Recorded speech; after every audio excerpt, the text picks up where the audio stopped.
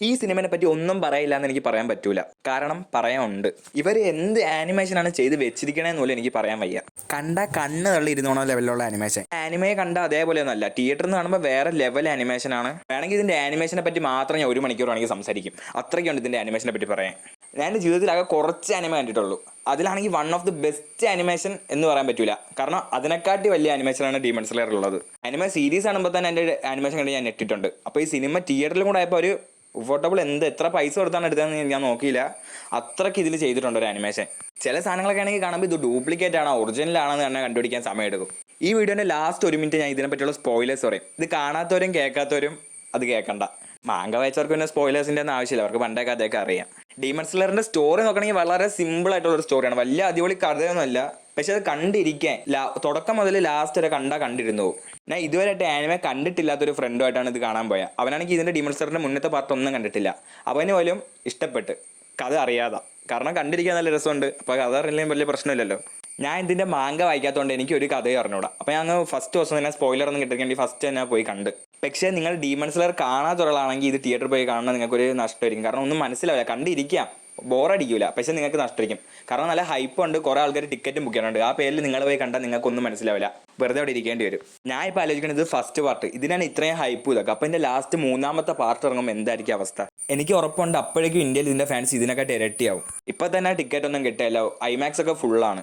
Infinity ഗാലക്സിൻ്റെ first part നോക്കുകയാണെങ്കിൽ കുറച്ച് ആൾക്കാരെ കാണിക്കാനുള്ളൂ. ഒരു 5-6 ആൾക്കാർക്ക് ഇമ്പോർട്ടൻറ്റ് കൊടുക്കണുള്ളൂ. ബാക്കിയുള്ളവർക്ക് അടുത്ത പാർട്ടിലേക്ക് ഇമ്പോർട്ടൻസ് വരുന്നതെന്ന് തോന്നണം. ഇതിൽ പിന്നെ ഒരു അരമണിക്കൂർ അടുപ്പിച്ച് നമ്മൾ അക്കാസേൻ്റെ ബാക്ക് സ്റ്റോറിയാണ്. പിന്നെ പറയാൻ വിട്ടുപോയ കാര്യം എന്താണെന്ന് വെച്ചാൽ അതിൻ്റെ BGM ചില ക്യാരക്ടർക്ക് വരുമ്പോൾ എൻ്റെ ഒരു BGM ഇടും. ഒക്കെ കേൾക്കണം. ഒരു ലെവലിൽ സാധനമായിരിക്കും. അവർക്ക് കറക്റ്റ് മാച്ചിങ് BGM ഇട്ടിട്ടുണ്ട്. എൻ്റെ ആനിമേഷനും BGM ഒരു രക്ഷയില്ല. പിന്നെ സ്റ്റോറി ഞാൻ പറഞ്ഞില്ല. വലിയ സ്റ്റോറി എന്ന് പറയാൻ എനിക്കൊന്നും തോന്നിയില്ല. സാധാ ഒരു നോർമൽ സ്റ്റോറി. നമ്മൾ മറ്റേ കാണുന്ന ഡീമനെ കൊല്ലുക അത്രേ ഉള്ളൂ സ്റ്റോറി ബേസ്. പക്ഷേ ആനിമേഷനും മ്യൂസിക്കിനെ പറ്റി പറയാതിരിക്കാൻ വയ്യ. അത്ര കിഡില്ലാൻ സാധനം. ഞാൻ ഈ അടുത്തൊന്നും ഇങ്ങനെ കണ്ടില്ല. മാർവലിൻ്റെ സിനിമനെക്കാട്ടി എനിക്ക് ചിലപ്പോൾ ആനിമേഷനൊക്കെ നല്ലതാണെന്ന് തോന്നണം. ഈ അടുത്തിറങ്ങണം മാർവലെ, പണ്ടത്തെ അല്ല. അതുകൊണ്ട് മാർവൽ ഫാൻസിനൊന്നും തോന്നരുത്.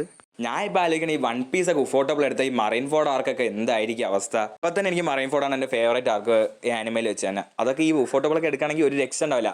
ആ ലൂഫിയൊക്കെ വന്ന് ഇറങ്ങുന്ന സാധനം തന്നെ മതി രോമാഞ്ചം വന്ന് ചാവാൻ.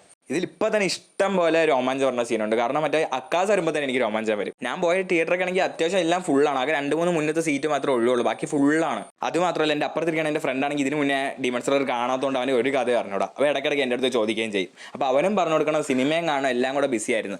ഞാൻ എൻ്റെ ലൈഫ് ടൈമിൽ ആദ്യമായിട്ടാണ് ഒരു ആനിമേ സിനിമ, അതും ജാപ്പനീസ് സിനിമ പോയി തിയേറ്ററിൽ പോയി കാണുന്നത്. അതാണ് ഇത് ഞാൻ മറക്കുകയില്ല. കാരണം ഫസ്റ്റ് എക്സ്പീരിയൻസ് ആണെങ്കിലും ഭയങ്കര എക്സ്പീരിയൻസ് ആണ്. ഇത് മസ്റ്റ് വാച്ച് തിയേറ്ററിൽ പോയി കാണണമെന്ന് തന്നെ ഞാൻ പറയും.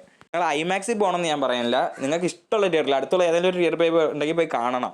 അത് മാത്രമല്ല എൻ്റെ ഫേവറേറ്റ് ക്യാരക്ടറിനെ കാണാൻ ഞാൻ പോയ സെനിറ്റ്സു. കാരണം അത്രയും വീക്കായിട്ടുള്ള ക്യാരക്ടറായിട്ടാണ് നമുക്ക് ഫസ്റ്റ് ആനിമെ തുടങ്ങുമ്പോൾ കാണിക്കണം. പക്ഷേ ഇതിലൊക്കെ ഉള്ള ഒരു പവർ ലെവൽ എനിക്ക് തോന്നുന്നു ടാൻജിറോനെ വെട്ടിക്കും ചില സമയത്ത്. ആ സ്പീഡും പവറും ഇതൊക്കെ ഒരു രക്ഷയില്ലാതെയാണ് സെനിറ്റ്സു. ഇനിയും പറഞ്ഞുകൊണ്ടിരുന്നാൽ ഞാൻ നിർത്തൂല. അതുകൊണ്ട് ഇപ്പം നിർത്തി. നമുക്ക് വേണമെങ്കിൽ സ്പോയിലേഴ്സിലേക്ക് പോകാം. കുറച്ച് ഇതിൽ സ്പോയിലേഴ്സ് എന്ന് പറയാൻ വലുതായിട്ടൊന്നുമില്ല. ഒരു സിമ്പിൾ കഥയാണ്. ആകെ 3 അപ്പർ മൂണുമായിട്ട് ഫൈറ്റ് ഉണ്ട്. ഇതിലെ ഫസ്റ്റ് ഫൈറ്റ് എന്ന് വെച്ചിട്ടുണ്ടെങ്കിൽ നമ്മൾ ബട്ടർഫ്ലൈ എഫക്റ്റ് ഉള്ള ഹാഷിറയും പിന്നെ നമ്മൾ അപ്പർ മൂണ് 2ഉം.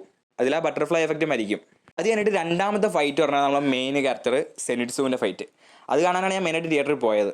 അതിൽ സെനിറ്റ്സു ജയിക്കും. അത് അപ്പർ മൂണ് 5-നോ 6-നോ അങ്ങനെയാണ് പൊട്ടിക്കണം. അതിന് ശേഷമുള്ള ഫൈറ്റാണ് നമ്മളെ ലാസ്റ്റത്തെ ആ സിനിമയത്തെ ലാസ്റ്റത്തെ ഫൈറ്റ്, 3ാമത്തെ ഫൈറ്റ്. അത് നമ്മൾ ഇത്രയും കാലം കാത്തിരുന്ന രംഗോക്കിനെ കൊന്നതിനുള്ള പ്രതികാരം, അക്കാസേൻ്റെ കൂടെ ഫൈറ്റ്. അതിൽ താഞ്ചിറോയും മറ്റേ വാട്ടർ ബ്രീത്തിങ് ഉപയോഗിക്കുന്ന ചങ്ങയില്ലേ തോമിയോക്ക, അവനും തമ്മിലുള്ള ഒരു ഫൈറ്റ്. അതിൽ താഞ്ചിറോയും തോമിയോക്കയും ജയിക്കും. ഇത്രയേ ഉള്ളൂ കഥ. പക്ഷേ അത് തിയേറ്ററിൽ പോയി കാണുമെന്ന് ഞാൻ പറയും. ഞാൻ ഇത്രയ്ക്ക് കഥയില്ലാത്ത സിനിമയൊന്നും തിയേറ്ററിൽ പോയി കാണാൻ പോയി പറയൂല. പക്ഷേ ഇത് കണ്ടില്ലെങ്കിൽ മിസ്സാണ്. ഒരു ആനിമേ ഫാൻ ആണെങ്കിൽ വലിയൊരു മിസ്സായിരിക്കും ഇത് തിയേറ്ററിൽ പോയി കാണാത്തത്. കാരണം അത്രയ്ക്ക് കിടിലൻ സിനിമ. ഇത്ര എനിക്ക് പറയാനുള്ളൂ. നിങ്ങൾ പോയി കണ്ടിട്ട് വേണമെങ്കിൽ കമൻറ്റ് ചെയ്യും.